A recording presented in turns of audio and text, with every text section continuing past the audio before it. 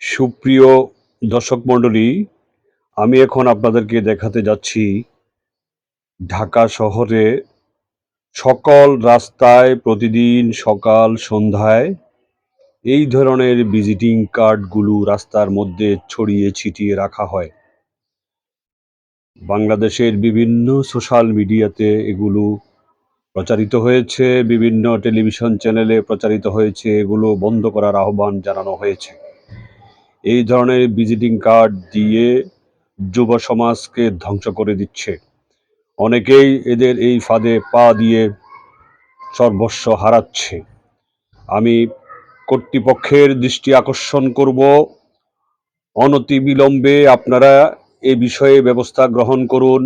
উঠতি বয়সী যুব সমাজকে ধ্বংসের হাত থেকে রক্ষা করুন।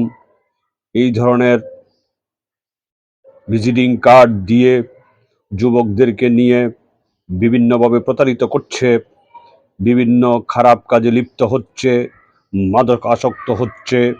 সুতরাং এটা সারা ঢাকা শহরে এটা ক্যান্সারের মতো পরিস্থিতি সৃষ্টি করছে।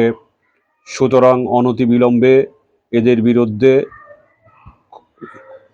কঠোর ব্যবস্থা গ্রহণ করা উচিত এবং বন্ধ করার জন্য এদেশের সচেতন নাগরিক সমাজ দাবি জানাচ্ছে। ঢাকা, ডান শালিক টেলিভিশন, ঢাকা, বাংলাদেশ।